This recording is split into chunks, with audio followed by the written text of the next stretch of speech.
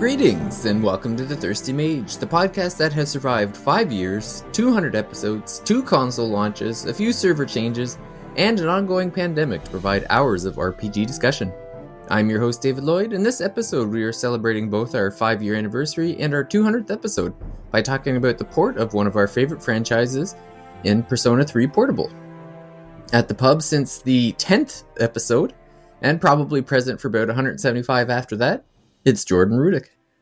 When I was teaching today, I took out one of my assignments, which is we're writing a summary of an article, and I looked at the date of the article, and it said 2013, and I'm like, how's it been a decade since I've been using one of these, using this article, or at least just kind of recognizing a date that was, now it's now been 10 years since this article was written, since this event took place. So yeah, definitely kind of one of those moments where you're thinking about the passage of time, and it's hard to believe that Mage has been going on for 5 years. It doesn't feel that long. It really doesn't. But 200 episodes. It's quite an accomplishment. So kudos to you, David.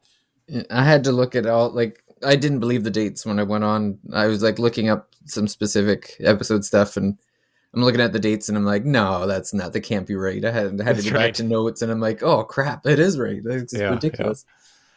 And debuting on the 61st episode, and this was, I couldn't believe, 3 full years ago. That might be more surprising. That might be more surprising even. And has a much easier last name for me to pronounce now. It's Paige Chamberlain. And yet people have trouble spelling this one. Really? Yeah, I know. It's like an actual word. Yeah. Well, when I was listening back to that, so I shared a clip from episode 61 where I clearly butchered your last name multiple times until Jordan had to say it right. And I was thinking back, I'm like, what was I thinking? And I'm like, I was under the impression that the T was silent. Yeah, so I don't have to deal with that anymore. Yeah. just any other guests you have must live in fear. Well, now it's been so long. Well, I guess we've had a couple guests lately, but I was just thinking, it's like the only way to avoid that thing is just a band guest. Yeah, exactly. Well, I mean, the problem is we've had some good guests on lately too. Like Aiden came on to talk about his book, and his name Moher, it wasn't too hard to pronounce, so we were able to get that one off without a hitch. I was going to say, one of the prerequisites of being a guest now is you have to have a name that I can easily guess on my own. Yeah, five letters or fewer, please. Yep, and no silent letters. That's right. Yeah, exactly.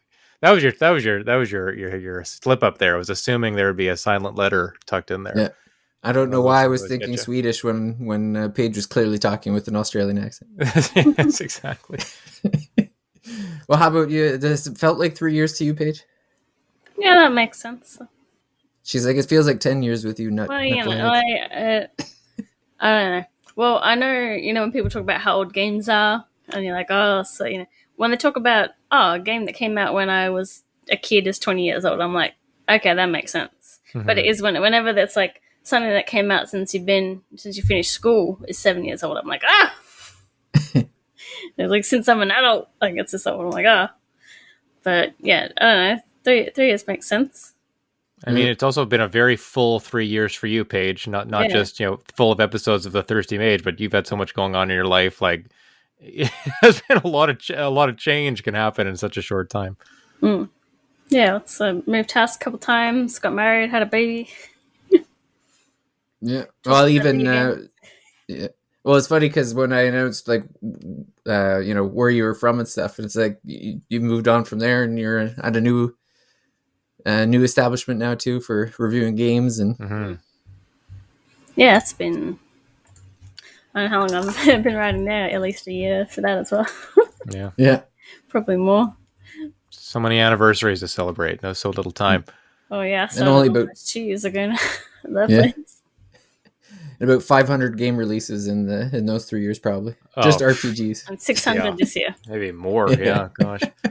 Every time Donald he periodically reminds our Slack chat about just how many releases have come to Switch, and you think about the releases coming to one platform, let alone 3 or 4 platforms, is just staggering. Every time I hear those numbers in the thousands, okay.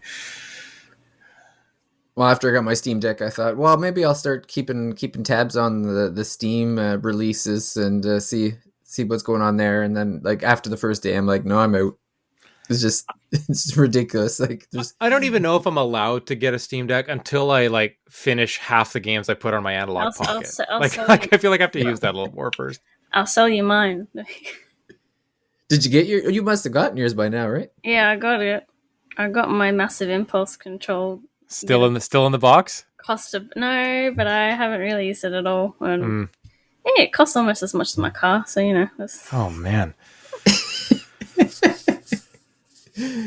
Oh well, what were you planning on? Did you have a plan of what you're going to use? Like I could give you a bunch of recommendations. I was expecting to get that and a review game for PC at the same time, but they were both late. So okay. And part of it was, I think, like if I didn't have the baby, I wouldn't have gotten it. But I thought, I barely use my computer. Oh, now I'm pretty much in the lounge room. But like, I still just prefer the Switch because it's both in TV and out of TV multiplayer. I think that's one of my main use cases for a Steam Deck would be like checking out Steam demos, for example, or early preview codes of games, just to see if I want to review it or not, or see if someone at our site should review it. Like I get that impression that would be a very useful thing to do with the Steam Deck if I had one. Like just given that it's not like I need more games, but just like that would be a very convenient thing for me to have, like to know like, oh, okay, this game's really good. I'll make sure we ask for a Switch code for it. Just because you get Steam demos so often, early access and all that stuff comes to the platform. Like that would be really nice. But I don't know. I also don't know if I can justify the price of a Steam Deck just for that kind of preview opportunity. I find it more comfortable to use. Like I went back. Oh, we played the Sea of Stars demo last week, and like using those, but it feels like I'm like it's like trying to pinprick the buttons, these little itty bitty buttons, and I'm like my fingers are like clutching this itty bitty switch. It feels like it's like so night and day. The feeling of using real controllers and real buttons.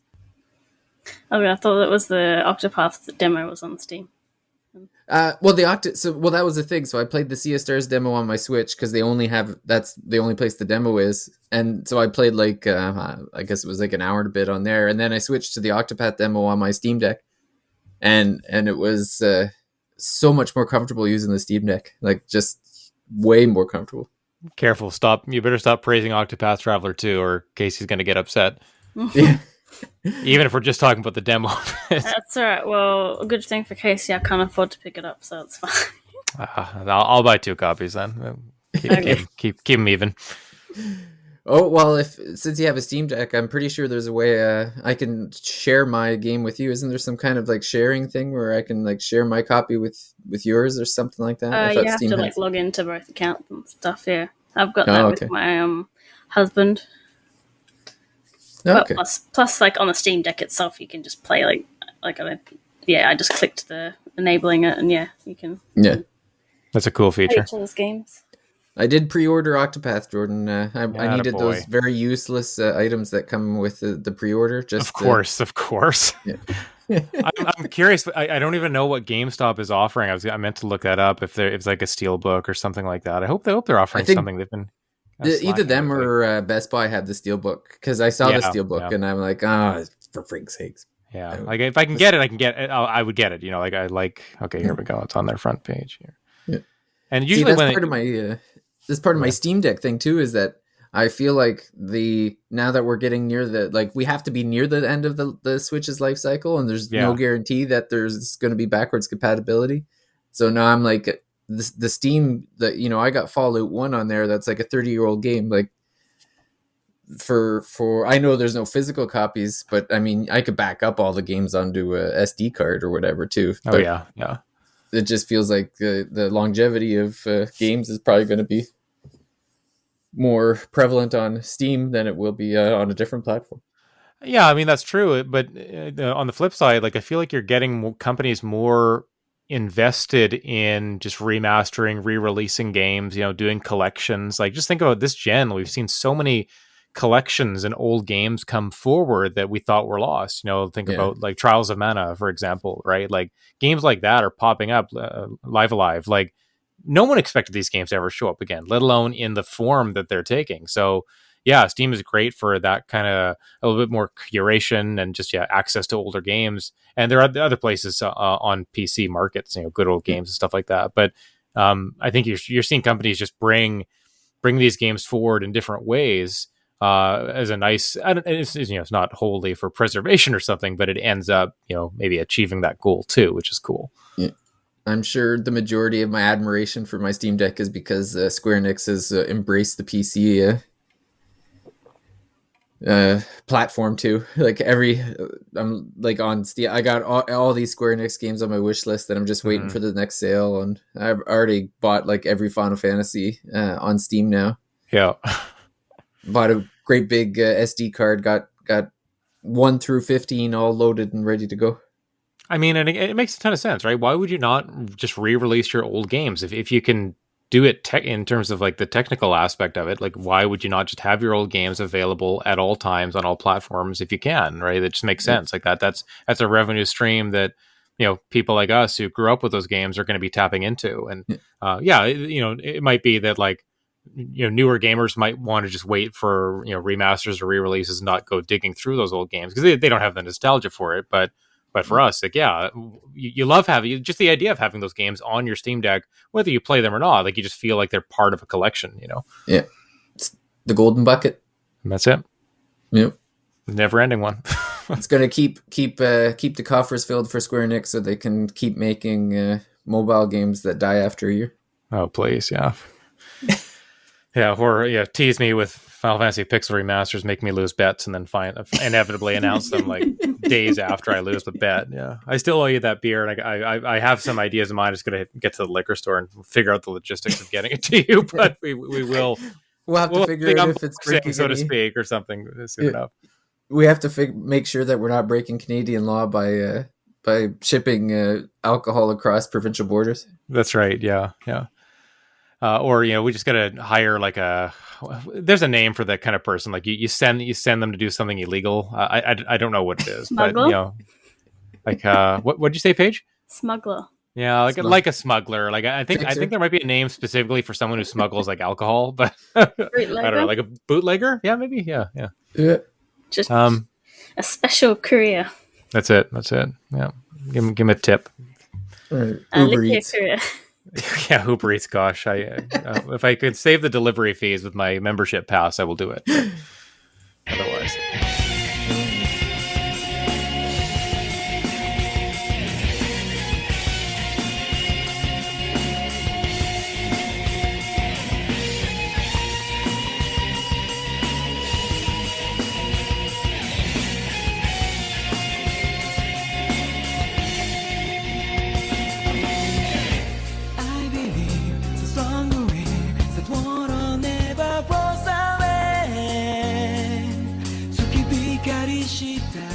Well, I guess we should get to the topic of our 200th episode, which is Persona 3 Portable. And just to let everyone know up front, I'm near the end of the game, but I haven't finished it yet, so I couldn't spoil it even if I wanted to. So I don't feel like there's going to be any spoilers. Like, we might talk about story stuff that's pretty common knowledge. It's a pretty old game too, but just to let everyone know, we're not going to be like talking about the ending or nothing. So. Don't be afraid. Don't tune the channel or anything. You don't have to wait until you finish the game to listen. It'll be all right. It'll be good to listen to. Mm-hmm. And it's funny. I was thinking about Persona 3 and how I was going to come across when we were talking about it, because it feels like one of those games where it's all about what kind of personality you are. It's is the glass half full or half empty?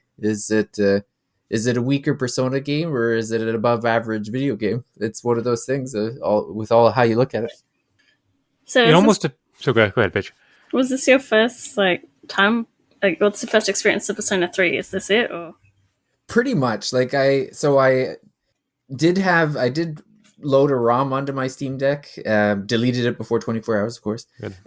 But I did play about an hour of it or 2 hours of it, and then got distracted by some other shiny game and then never got back to it. So I would say this is my first real experience of it. And I if I ever heard of spoilers or what happened in the game, they completely left my mind because I'm pretty much going in blank slate, had no idea what was going on.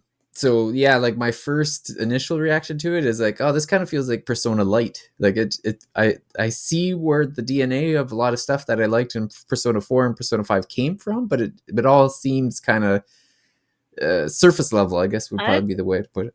I don't see that at all, because I went straight from Persona 5 to Persona 3, and I was like, oh, so much of this is the same. Like, the combat system, like, you know, I mean, not counting, like, obviously Persona 5 Royal came out, and there was, like, a bunch more stuff they added, but I was surprised that the, you know, like, the weakness, and then the one more, and the all-out attack, and all that stuff, it was, like, even from Persona 3 onwards. Yeah, so to me, I was like, oh, this is, like, not that much different. Obviously, it's more, I think, especially because it's the Persona 3 portable version. So there's some differences in that, like, you don't see the characters standing in the backgrounds, and, like, they took out the actual cutscenes and stuff. So, like, there's definitely some visual differences. No walking around was it? That's a big change. Yeah, yeah. But that's, like, this specific version as well, not just... Yeah. But I was like, oh, you know, I was surprised how much it didn't feel like a downgrade, other than the like we'll talk about Tartarus, you know, that's a randomly generated thing, but that was the same for 4. It's like 5 was the first one where it was like, this is specifically designed area. Mm-hmm. It does feel like Persona Light, right? Like it feels like just a subdued version, a lighter version of, you know, what people came to expect from Persona 4 and 5. I think that is a little bit of its charm too. That, you know, they chose Persona 3 Portable for a reason, as opposed to, you know, the base game or Fez. I don't really have experience with those two. I know that the differences are noticeable. I think, especially with you know, we're talking about the visuals, the way that it looks, the presentation, like all of that is different, but it's still pretty snappy, right? Yeah, the main differences, like the original Persona 3 was just the male character, and you'd see like they'd be walking around a cutscene and stuff, but you couldn't control your other party members, which I cannot imagine. Oh, frustrating! A game like this and not being able to control. Like, there's no way. Whereas Persona 3 Portable added that. Plus, you could play as a female character, which changes the UI, it changes the songs, it changes a few aspects of the story. Obviously, adds new social links, so you've got different friends that you can make. And then Fez is pretty much like the normal Persona 3, but they added like a post-game section that apparently is kind of contentious with whether people like it or not. Yeah, that's called The Answer. Is that right? I think I've heard of that, but I don't know the details of it. But yeah. Well, and I guess Persona 3 Portable is I read that it's about 20 hours shorter than Fez too, because you, like, when you cut out, like, you know, the walking around. Yeah, when you make everything point and click, and you don't have like cutscenes quite the same way. Yeah. Yeah. I'm sure there's probably less loading too and stuff, like, because I'm sure I would assume it's PlayStation 2 would have been Fez. Mm-hmm. So I'm sure there would have been some nasty loading times on playing that one. And people have to remember, right? This is originally a PSP game, right? Not a Vita game. So it is further back than something like Persona 4 Golden, and obviously much, much further back than Persona 5 Royal. So to see where we've come, and to see, like, you know, if you think about the context of this game when it came out, like, I think it is still pretty impressive for, like, the story it tells, the, you know, the options that it has. The combat is still, like Paige was saying, like, it feels very similar to the games that would come after, and it is kind of hard to believe that some things like the press turn system, where you hit a weakness and you get an extra turn, and the all-out attacks did originate there. And I think that's what makes the game still playable today, is that the combat hasn't changed that much. And I think I played this. I didn't finish it, but I got like up to the last month of the game, and then I looked up how many floors in Tartarus were left, and I was like, put it down for a few years. But I do keep meaning to finish it. Is it more than 160? Yes. Well, I'm up to floor 279. So. Oh my god! I got to floor 160 today, or no, it was I think 160 is the where the latest out teleporter is for me. Yeah. And then I could go up like another 5 or 6 or something. And then it was like, you're at the top. And I'm like, oh, I'm at the top? That's interesting. Like, yeah, it's not until like the next moon or whatever. And then there's more suddenly. Yeah, they kind of like another layer kind of opens up or stacks on top. So, yeah. But got my hopes up. I was also surprised. I was like, oh, it doesn't look that bad either. Because obviously, I think it looks worse than the original, but I don't have the original for comparison. But I was like, the character models look sort of like PS1-ish because they've got sort of a simplified, pixely on the outside look to them that I thought was cute.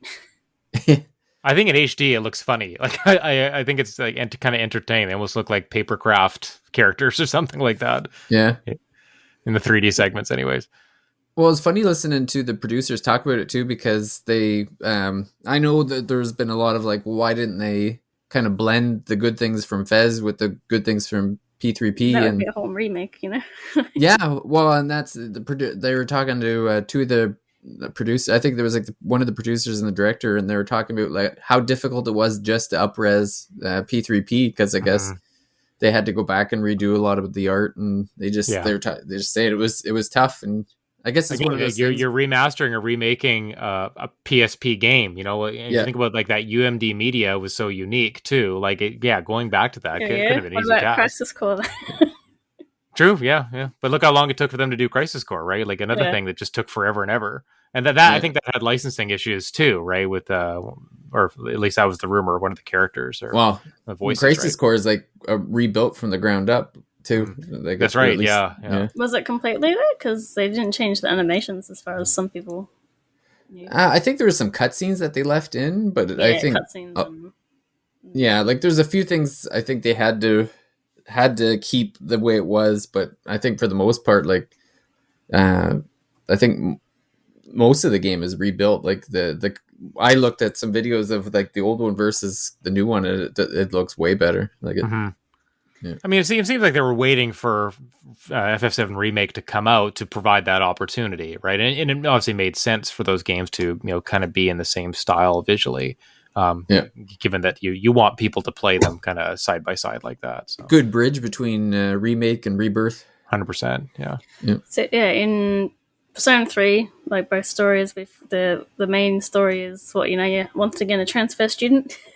Yeah. And then we have what hour is it called? The dark hour? Or? The dark hour, yeah. Okay, it is called that. Okay. So like from midnight there's an extra hour, and normal people just turn into coffins or shadows roam around. But if you've got a persona, you can see all this weird stuff going on. And the school turns into Tartarus, which is the dungeon in this game is just one big giant dungeon. And like I said, once like at the end of every full moon, there's a boss fight. You beat the boss, then you've unlocked more of the dungeon, basically. Yeah. And it has a different skin on it. I really liked there was one floor where it looks very HR floor, like block that looks very HR Geiger like. I forget which one it was called though. I think it's just like block 1, 2, 3, 4. I think. They have names, but yeah. Oh, do they? Oh, okay. Yeah. I don't remember them though. No, it's all very kind of nondescript. Like they've made different colors, different patterns, and they have that different name. But to me, like. It's just what number am I on? I'm on Strata 1 or Strata 2, and then floor 80, floor 120, whatever. Yeah. Like it's just as soon as you get into a place where there's more than 100 floors, I'm really just thinking about the numbers at that point. Yeah, well, very similar to Mementos, really. Mm-hmm. Early on in the game, it's like you have to go up so many floors to access a teleporter to be able to come back to your safe room, basically. Yeah, you can save and pay money to heal. But I think eventually, or maybe it's through Fuka's, like your navigator's social link, I can just zip out at any point now. Oh, yes, that's right, yeah. Which is very useful, because it used to be like, I think every 10 floors, like, I'd have to try and get every 10 floors. So I really liked, because it's random, sometimes the stairs are literally right next to you when you load up the floor. Yes, that's right. And that happened several times in a row for me, and I was like, yeah. That's convenient, yeah. If I need to fight, I'll come back later. I'm just going to get to my teleport pad first. you know. Yeah, speaking of that, like, I'm kind of curious how you guys went about grinding in the game. Like, did you do it all at once? Did you do it kind of just periodically as you went? But like I would do it like I'd go to the dungeon, I would do all my grinding all at once, and I would try to finish the dungeon in one go if I could. At least go as far as I could, and then come back home. But I don't know if you guys did the same. I think I would take 1 to 2 days. I never really found the fatigue fish system to be a problem because it's like if you spend if you spend a lot of time in there, the next few days, like if you like going back again, you'd be weaker. And I'm like, okay, well, I just won't go for a few days. Like I'll just feel better. You can just buy some Yawn Be Gone. That's right. Right. So you don't want to get sick, right? I think I did most. I might have gone like because there's mini bosses there, so I might have like gone to at least one mini boss before. But there are people that get like trapped in Tartarus, so I would follow the guide, like not like a full guide, but I'd look up certain like what date are people kidnapped. So then I would wait till most or everyone has been kidnapped, and then I would go through the whole thing. So I'm not coming back and wasting an entire day. Could have been doing something else, basically. Yeah. No, I tried to do the same. I tried, I used a guide here and there just because I was trying to get through the game for review. Even though we had a long lead time, like it's just such a long game, anyways. Using the old GameFAQs forum post. Oh yeah, it's thank goodness those things still exist. Like they're so helpful still. Like I love GameFAQs, but yeah, no, I had a really good time going through the dungeons and just kind of like zoning out a little bit, putting on a podcast or some music and just grinding. The battle system, it's so, it's still so snappy. It works so well. David, you were complaining a little bit in our Slack chat, I think, about how the way you get personas or you add demons to your team, like it's not as complicated, right? You don't actually have to talk to them in this game like you would eventually have to do. Shuffle time.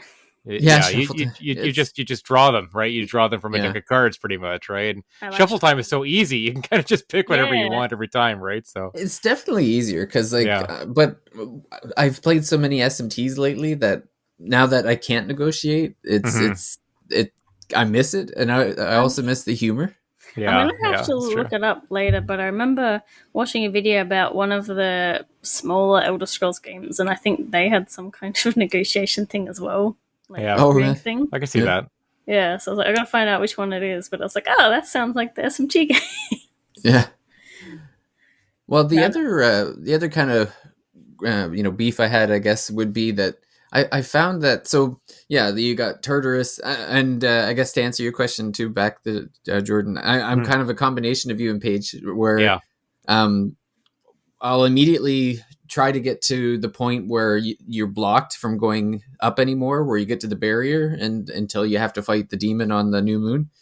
And then what I'll do is I won't go into Tartarus again until someone gets kidnapped, and then I go in that day and get them out, and then I'll just wait for the new moon. So I try to do it in one shot as much as I can. One other thing that's interesting is that the boss fights are at the certain time each month, so it's like you've got to do it. But they're not like there are bosses in Tartarus, but they're not the same. Like they're not the monthly boss. The bosses are elsewhere. Like the first one's on a train. The other one's got like a whole little segment where you're going through some rooms and stuff before you get to it. I found those mini bosses in Tartarus harder than the actual bosses on the new moons. Maybe. Yeah, that happened to me on occasion too. They might just have like a particular resistance or something that really trips you up because your team isn't necessarily built to take them down, right? I've managed to get through the entire game so far without a guide, except for one instance. I was getting just wrecked by the Hell Knights. There's 3 Hell Knights. And I'm like, how am I supposed to defeat these guys? Like they're just tear me. And then I went in, like they're electric types. So I'm thinking like, okay, I'll go in with a persona that has null to electric. And then Akihiko has null to electric. So I'm like, okay, these guys won't be able to do, maybe they'll hit me with some piercing and I'll just heal myself or whatever. But then they use elect break and then I'm I get just completely trashed. And I'm like, I have no idea. So then I saw on a forum somewhere that someone's like, oh, you should get the succubus and just charm them. And I did that and it was like a cakewalk. I'm like, okay. I have to admit, I did not use Akihiko or Mitsuru at all, even though they're apparently pretty strong party members. Yeah, I used them quite a bit actually. Even Junpei early in the game, like his attack power is pretty strong until you get Aegis, right? I do have to remember to not put Aegis and Yukari on at the same time though, because they're both weak to the same thing. So you're screwed as soon as they hit the weakness. Something I'd forgotten about was that Aegis has that special mode you can put her in that she kind of auto attacks, but it does extra damage, and then she has to cool down. Did you guys use that at all? Like I tried it out a little bit, but then I found the cooldown was a little bit too much of a detriment. I keep forgetting to use it.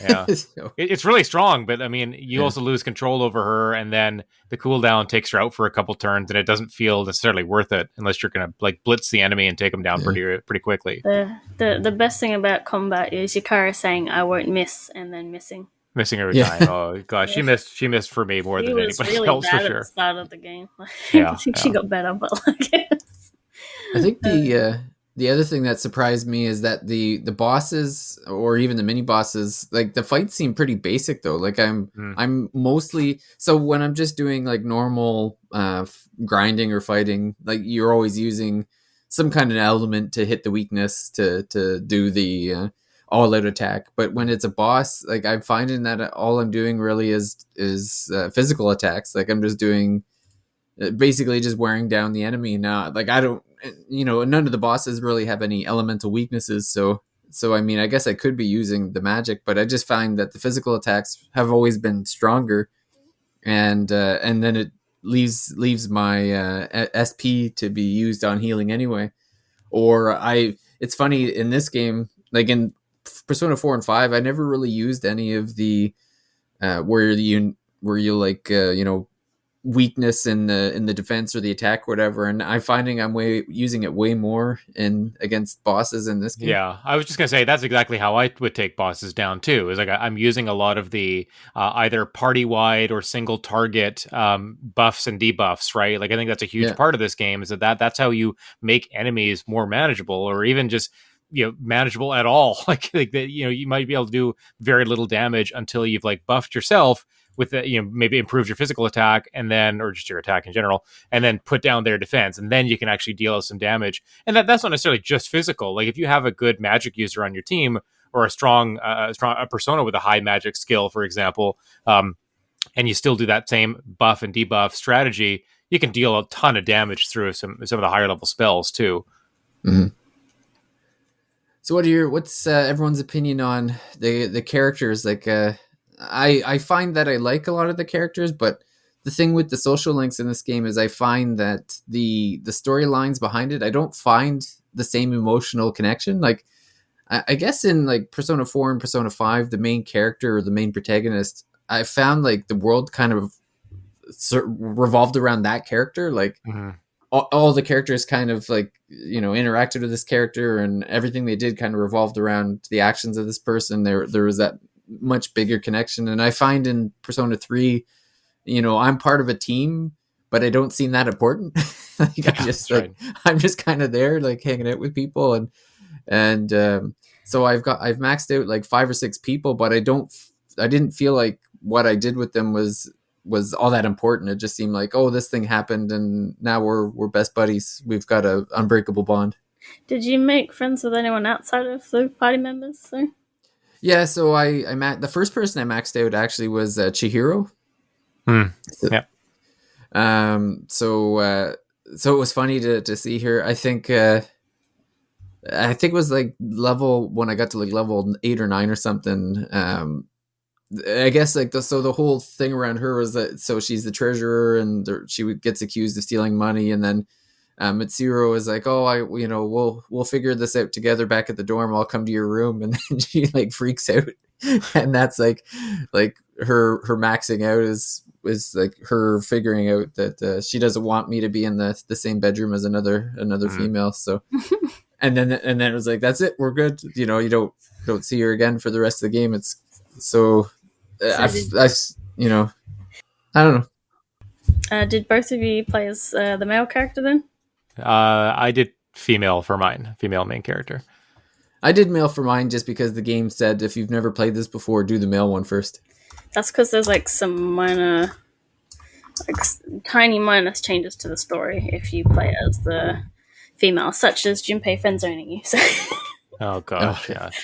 It's really funny how they do it too, because basically, I think it's that much worse to say that Junpei gets a girlfriend, which is why, as the female character, you can't romance him. But it's really funny because he'll be like wanting to hang out with you all the time, and then he'll just hit a point, like a certain date, and he won't want to hang out. Yeah, So, like, he just stops being an option to socialize with at like all. over a month before he like meets the girl, and then he'll hang out again after that. And it's just really funny too, because he's the kind of character that keeps whining about wanting a girlfriend and stuff, and you're like, right here. yeah.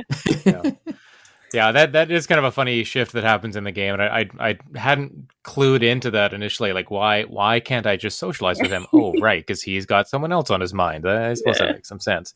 Who did you like, Paige? Like, who in the female main character route? What kind of social links did you get into? So I went with like some of the ones that go away after a while, like the two people at the park, like the kid and the guy. Yep, those are probably my favorite ones. And I think I'm close to max out with the old couple. Yeah. I think I'm not really high with her, I think, but I like the tennis club, because I think you have different clubs depending on your gender. But the tennis club girl, I like her. Yeah. One thing that was super annoying is like on your days off, you'll get a phone call and like, do you want to hang out? And you're like, nah. And then it'll be a different phone call from someone else. So like you're rejecting and not knowing whether or not the other person's going to want to hang out or not. I mean, hey, that's real life, right? Like you on a Sunday, you're in high school, elementary school, whatever. You're waiting by the phone. Like, is someone better going to come along? Is someone better going to call me? Is there a better option going to show up? As as kind of selfish as it is, I think that does a good job of encapsulating a reality for people, right? Something that people have experienced before. That's one thing the Persona 5 has. You just don't respond because it's text messages, not phone calls. That's right. Yeah. They figured out a way around it. Thank you, technology. We appreciate you. Again, following reality. Yeah, exactly. I think the Yukari and Mitsuru social links get really good by the end. I think those are actually those might be my two favorite ones. I did most of the ones in the party. I think I didn't really romance anyone. I think I did end up kind of romancing, I guess, in my female main character playthrough. She got very attached, and so I just went ahead with that one. And yeah, there were only a couple social links at all that I didn't max. I was pretty close through the whole game there. But yeah, I think Yukari's and Mitsuru's stand out to me. Just like they have I think a good emotional payoff at the end. And they felt the most memorable. I don't want to spoil them, but I think if you are playing the game as either character, you probably want to go through those two. Did you guys watch so I guess in the dorm, everything is being recorded. Yeah. And there's a machine that you can go and you can watch like all these recordings of people doing things in the dorm. And I think that's like, of all the social things that you could do, that was the most hilarious to me. You should look it up on YouTube then, because I'm pretty sure in like the PS2 versions of the games, those scenes are animated. Oh, okay. I'm gonna have to, because they were hilarious. I like the one where there's one where like your character is sleeping in the bed, and I guess walks in to like make sure you're okay. Like, temperature is good, breathing's good. I don't know if I need to get that pillow from the freezer. Maybe I'll just not worry about it. And then it's like, well, Yukari said I can't stay in here, so I should probably go. And then she's like, well, I could stay here a few more hours. That's right. Yeah. The best party member is Koromaru. Yeah. See, we have a cute dog that's a Persona user, and unlike Teddy or Morgana, he keeps his mouth shut. Well, he does rat out. He rats out Shinjiro when he's watching like the cooking shows. Yes, that's right. Yes. Very good boy. There's one, because I like loaded up the game and went into like combat just to try and remember if things were the same. One thing I don't think I really ever used was the split up mechanic. Yeah, neither did I. I understand its purpose, but like, unless you're like replaying like the really lower level dungeons, I don't know why you would grind for experience that way. They get into fights and then I'd have to come bail them out. And I'm like, again, that's right. For frig's sakes. One thing I liked was that some of the outfit pieces, like 'cause, your accessories in the games would usually show, but like I found like some bikini armor, and that actively showed on the character. It's expensive. It's like 100,000 yen. It's actually kind of awkward to look at. I think some of the designs, like it just doesn't look good. It's funny though, because like you can talk to your party members while you're in the dungeon, and they'll actually say something when you're they'll make a comment. Yeah. But my favorite is having the hockey stick. Yeah. David, come on, you got to be all over that, right? I haven't seen who has the hockey stick. Oh, does a female character have a different weapon? Because she has like a naginata or something, and then like it's a hockey stick and like one of the skins. Oh, I didn't even know there was. I haven't come across the hockey. I saw the bikini armor, but it was so expensive, and I didn't even have the money for it, so I couldn't get it. Yeah. So, what weapon does the main male character use in battle? He just uses a sword. Yeah. See, that's why, because like the female uses a big naginata, I think. So then they make it a hockey stick for one of the skins, basically, like a different weapon. Oh, okay. So that'd be why you don't see. You need to play as the girl because you get a hockey stick, you get a pink UI, you get completely different songs. Minor story changes. Yeah. I like the look of her. I think the character art when like the just the in the bottom right corner or bottom left corner where you see the characters they're talking, interacting. I think that her character art is quite good too. Actually, I think character arts for all of them is quite good. It's a pretty ignore the part where she can date the 10-year-old and we're fine. Oh, exactly. Yeah, that's right. I think they did mod that. Put them in your party. And... No, someone made a mod for it out, but like. Oh, okay. So it's not official. No. You can still, as far as I'm aware, you can still do it in this like the port version. Oh, okay. Yeah. I saw. Actually, something I saw on YouTube is like, if you've like gotten a romantic relationship with the child and Akihiko as well, and you talk to like them and Junpei and Tadaris, you start like this big argument. Oh, that's funny. And Junpei's just like, I don't want to be here. So I saw that on a video, and I was just like, oh my god. Yeah. It's funny, like, what little things you could do that they added to making party talk conversations about. And it's funny, some of that stuff is so easy to miss too. Like unless you see it like online or like a friend tells you about it, or you just come across it randomly. Like it's just easy to miss little details, little snippets like that. I know. The battle music, the female one, triggers my husband because I started playing when I was still living at my nan's, and I'm playing it on the TV while he's hanging out trying to sleep, and it's going like dun, dun, dun, dun, dun, dun, dun, dun, dun, like at the start of the song every time, and I think he got sick of it. But... Yeah, I haven't found like I don't like this OST as much as like Persona 4 and Persona 5 I actually like listen to at work while I'm working. Like I have YouTube up and I'll be listening to it throughout the day. But this one, it's like it's okay, but there is a different soundtrack for the female character, so you should look it up just to see I know at least the battle song and the hanging around town song is different. Yeah, the hanging around the school one is it changed halfway through at some point. I don't know when, but like halfway through the game, the music changed while I'm at school, and it's this it's I don't even know. It's like these people singing, and it's like hey, and it's like shut up. Like I can't, I can't. It's too much. Like because it's like on repeat, and it's so weird. I don't know. And then because I said I went from 5 to 3, so like I know it's the same sort of enemies in 4, like the shadows, where it's just like the guys with masks on. I did like noticing that the masks determine like the element, so when I figured that out, I could like learn what they're weak to without having to look it up. Mm-hmm. That's good. It's like I partially use like mini guides and like for specific things, or be like how many floors are in here, so I have an idea, but I didn't follow an entire walkthrough.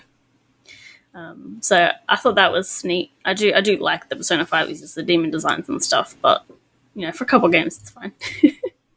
How much Persona fusing did you guys do in this game? I found like just the availability of Persona, just doing the card game, and it's so easy to get new ones or to buy the old ones back, and then just to fuse. Like I found myself doing a ton of fusion. I always had like a full party of Persona. Just regularly fusing them like mid dungeon. After I went out of the dungeon, I'd do more fusing. I did a lot of it. I had tons of money throughout the whole game. And so I really kind of went down, like filling out the compendium, not even intentionally doing it. I was just like wanting to get new ones and wanting to have the strongest ones in my party. So I did a lot of demon fusing, persona fusing in this game that I don't do as much of in the other games. I'm going to stick with some of the same ones or maybe get attached to them. But did you guys do a fair bit of fusing here or what? That part I can't really remember much, but I like looked at my team and I'm like, well, I don't recognize any of these people pretty much. I know first thing I did, like I got Black Frost as soon as I could, and he's carried me through most of the game. Yeah. But like, yeah, I had these other guys and I'm like, I don't know if I fused. I think I might have made a few because my personas were all like really low level.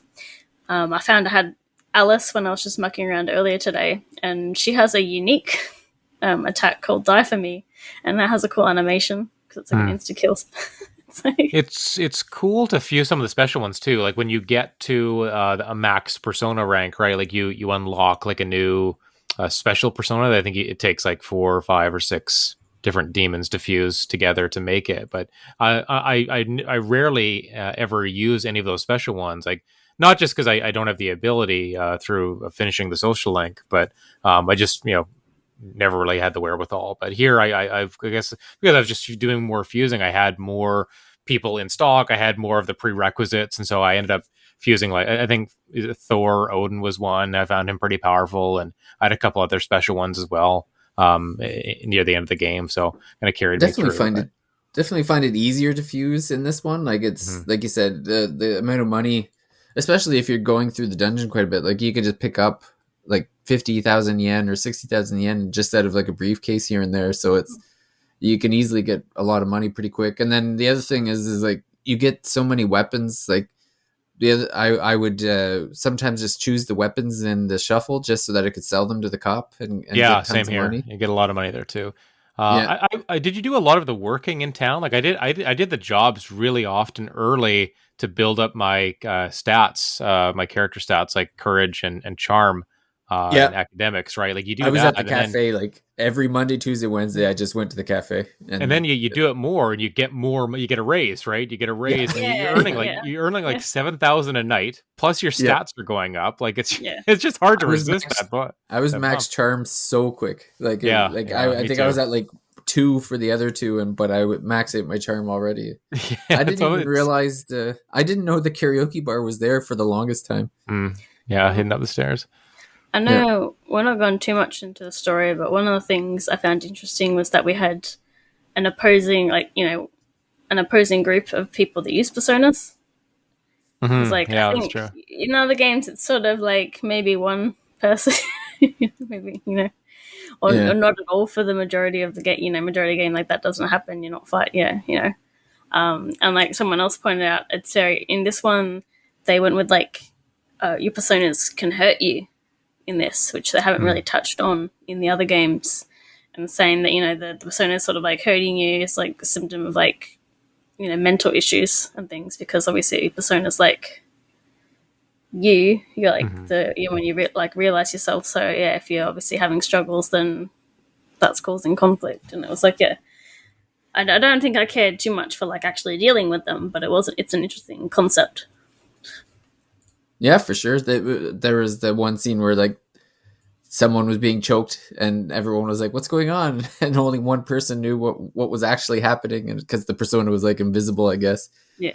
But it's an interesting concept to think of, like, because the persona represents like your inner self, and so someone who's harming themselves, that would make sense. But they don't really get into that later on, for sure. They're more like under control or whatever. But it fits in with the darker tone of the game too, right? Like this game is particularly dark. I think more so than the other two, right? Like, I still remember when it first came out, all of the hubbub about the characters like shooting themselves in the head with a gun. It's like teenagers. Well, I remember it on the news. Like it was almost like the satanic panic or whatever. Sure. Yeah.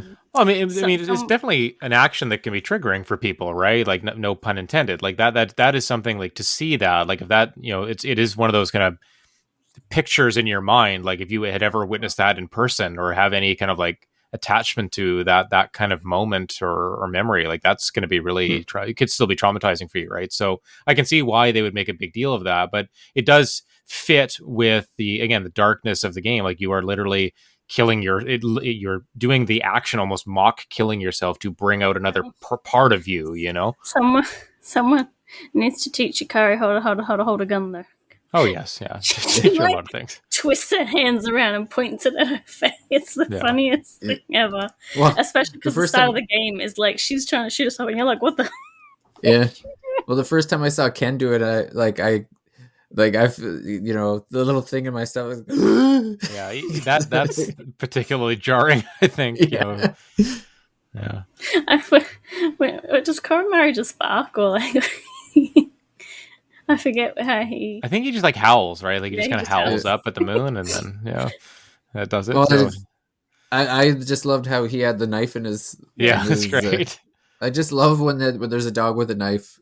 I just wish he was more useful as a character. Like his moves aren't. I don't think his moves are particularly good. Like I think, just his overall kit, not great compared to some of the other options that you have at that point. So. I tried making him part of the team. It just couldn't stick. There's a couple bosses that he was useful against because he had a null on fire. So yeah, sure, okay, that's a good point. Yeah, I like to a family can be a little boy, a dog, and a robot. Yeah, yeah. All living in a college dorm or a high schooler's dorm, right? Like, yeah, I know. Yeah. Yeah, I didn't finish the game, but I definitely really like it. And like I said, I was surprised by how similar it was. Like it didn't feel like as much of a downgrade as I would expect, being like two early games, much older. Yeah. No, that's the thing with it is like if you played 4 or 5, I think it's really easy to play 3 because it's all like it's very familiar. Like you know exactly what you're doing. Like there's no. You don't need to really like look at too many things. Like you already know all the basics. It's like, okay, there's going to be people that I have to build social links with. There's, I'm going to have to build my own, courage and academics. And, you have those rankings that you have to build up by doing like studying and then it has like the school exams. So you have to get the questions right at school and, you have to work on, and then with the dungeons, like there's going to be bosses where you fight the bosses and you go up the dungeon, and it has kind of that light. I still think it's light in the Shin Megami Tensei, like where you're not negotiating with demons, but you still have like the different elemental things. And it was funny with the slash, like even the physicals has their own elements with like slash, pierce, and slash, pierce. Strike, is it? Strike, that's it. Yeah. So it's very easy to get into it. Like I didn't find. I think maybe the first hour or so was a bit slow. Like I think once you get past that kind of couple hour mark, it starts to feel like a regular Persona. I mean, Persona 4, the opening's even slower. I would argue, So at least it's not as bad as that. But I do think it, wherever you're coming into it, I think it can help you appreciate 4 and 5. Like I enjoyed this game. I'm glad that of the two, I kind of had a choice which one I was going to review, P3P or P4G. And I'm glad that I took this one just because I know I'm going to be playing Persona 4 Golden again soon. I know that, at some point I'll probably play Royal. I still haven't played Persona 5 Royal. And then I wouldn't be shocked if we got a Persona 6 announcement this year. I think Atlas sometimes likes to announce those games. It's gonna take forever to come out, right? But they are notorious for announcing early. So yeah, like you were saying, because like with the Shin Megami Tensei 5 thing, that was teased at the Nintendo Switch reveal. Exactly. Yeah, we're overdue for a Persona 6 announcement. Years later, they said they finally started production on it. That's right. So they teased that game, and they hadn't even started it until. And I think it's sold well enough, and I think Persona 6, no matter when you announce that, it's still going to sell. Really, the question just now is, what consoles is that game going to come to? Yeah. Like, are they going to, is it going to be multi-cloud? Or really, is Sony going to pay to have it only come to PS5? Like that's or PS6? Probably like PlayStation and PC for start. I could see it. I could see that if, depending on the release, I could see it coming to whatever the Switch successor is, but I don't think it would come to Xbox standard. Which gap will be longer? The gap between Final Fantasy 13 and 15, or the gap between Persona 5 and 6? Oh man, it's close. It's really close. I don't know. Yeah, Persona 6. Like, I don't think that. I wouldn't say that's coming next year. If I had to guess, I don't think it's next year. I think it's still a little bit. It's still a long. What's time it? 7 years now since the original release of Persona 5. Yeah. Was it 2017, 2018? Wasn't the Japanese 20? I thought the Japanese was 2016. Yes. You might be right. Yeah. And then the English was 2017, because I'm pretty sure it came out the same year as the Switch. Yeah, it was that year where just everything was so good. There were so many good games that year. Oh, that was a year of dreams. So someone who's brand new to the Persona franchise, hasn't played one, would you say start with 3, or if they're like interested in playing more than one game? If they only want one, then you'd say go play 5 Royal. But if they want to play more, maybe it'd be better off starting with the one that's more simpler, so you don't necessarily I mean, I didn't have a problem going back down, but other people might, Yeah, especially with all the extra stuff that got added in Royal. It's a really good question, like where to start with the Persona, like the modern Persona games, now that they're all kind of more widely available. I think P3P is a good place to start, actually. If you like RPGs, you like kind of dungeon crawlers like this, you're gonna get into it, and then it'll be like, oh yeah, I really like this. Let's play the next one. Like, play them in order. But Paige is right. Like, if you're only gonna play one, you probably just play the best one. And if it really, really strikes you and you're like, oh, I love what Persona as a series is doing, I'll go back and play the others. But that's basically how it works. I played Persona 5 and I was like, I want more. So I went to play Tokyo Mirage Sessions and I was like, How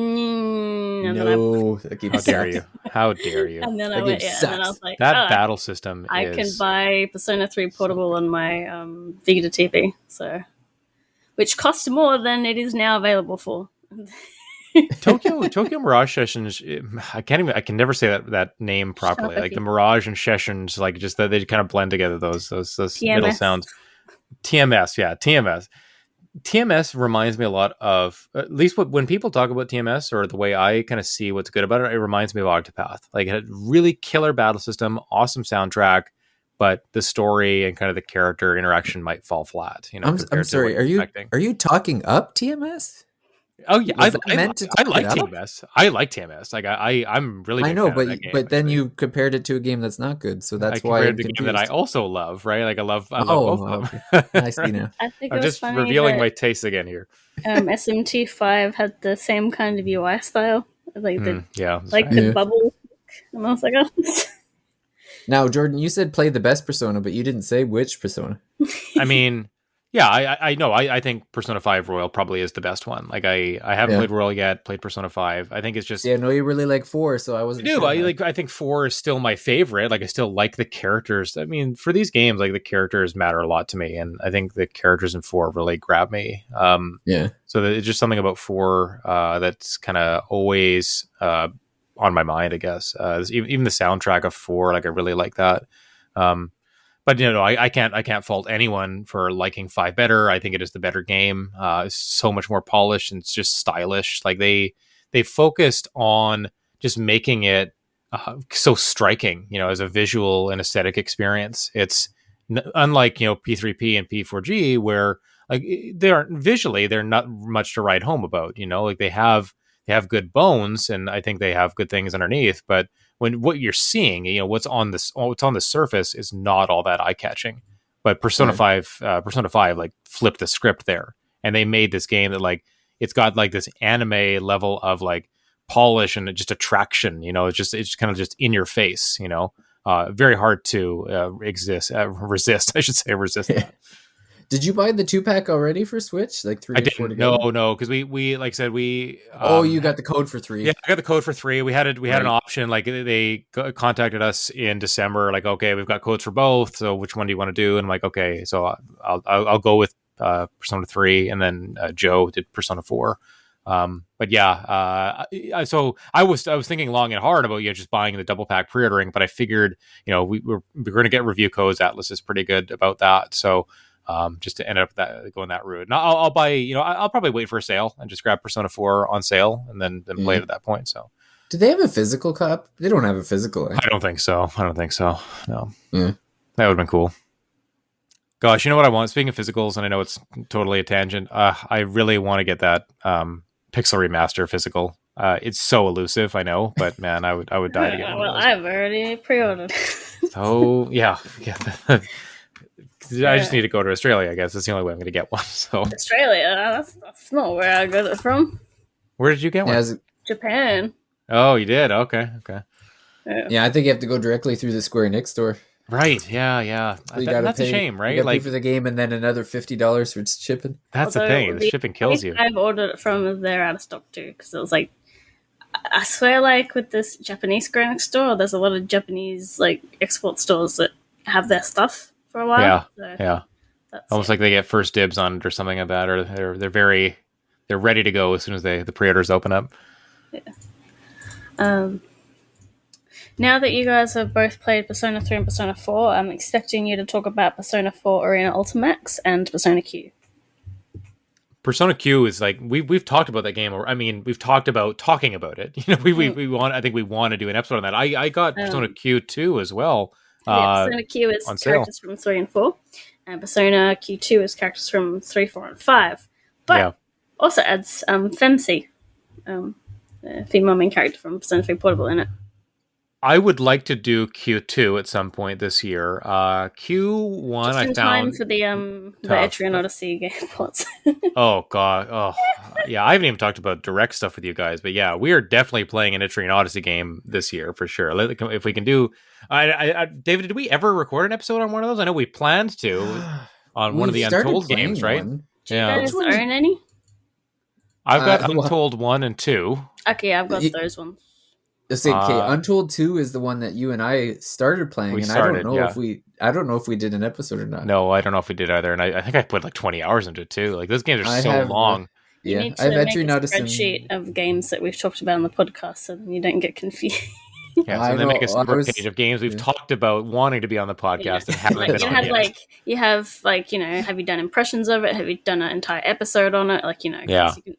Sometimes we can talk about a game someone else has talked about if it's been long enough. I mean, what we could do, like when those games are coming out, we could just do like an Etrian Odyssey themed episode and just talk about whatever game we want to talk about. Like I want to play 3 for sure because I already have that experience with 1 and 2, so I want to check out 3. I've played some of the newer games though. Like I've played 5, I played Nexus. I'll play Etrian Mystery Dungeon. I still have 5 in my shrink wrap. Okay. Nice. Yeah, hang on to that. That could be worth something. Yeah.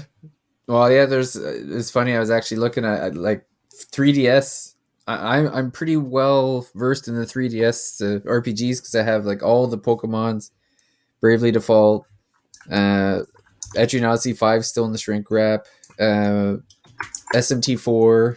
I couldn't believe how many 3DS games I have. At the moment, though, I think we've got enough new releases that we won't have to find an older game for a while. Yeah, it's true.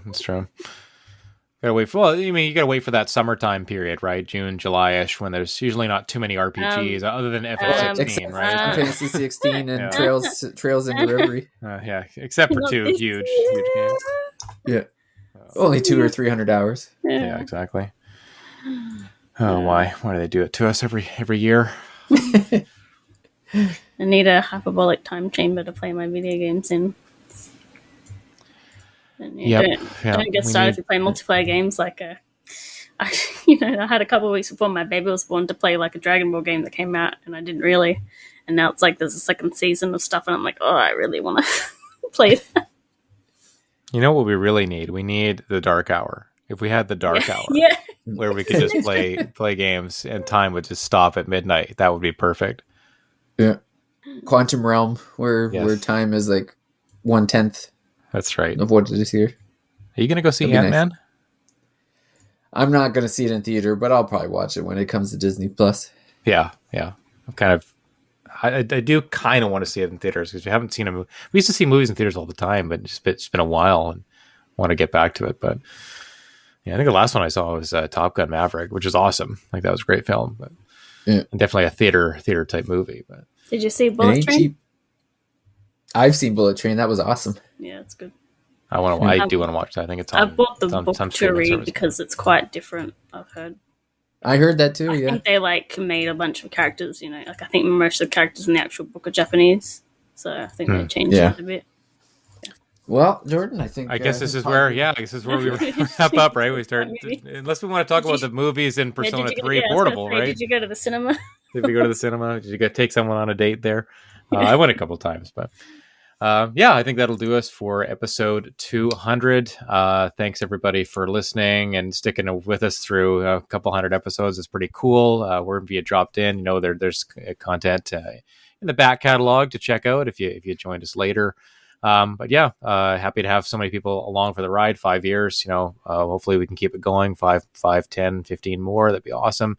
More console launches, hopefully no more pandemics, but the other stuff's all good. We haven't gone off track, actually, because Persona Q2 is called New Cinema Labyrinth, so it all... Oh, gosh. Excellent. Thank you, Paige. You salvaged the last 5 minutes of the podcast for us once again, so good job by you. If you haven't already, we'd love a review on your podcast app. Give us 5 stars or give us 1 star if you feel. Let us know what you like, what you don't like, what we can improve, or what kind of games we can talk about on the show. But podcast reviews are definitely awesome for us. We're on Spotify. I think you can leave a review there as well. We will be back again soon with probably, gosh, what could we talk about? I mean, Octopath 2 is coming out soon. You guys already talked about the demos there. So we probably have not sure what the next one will be about. There are some things coming out next week. So in a couple of weeks we can talk about. Yes, that's right. Yeah, so definitely some new games to come. So stay tuned for discussions on those. But for now, we'll sign off here. Hope everyone has a great week and weekend, and we'll talk to you again next week. Bye for now. Bye.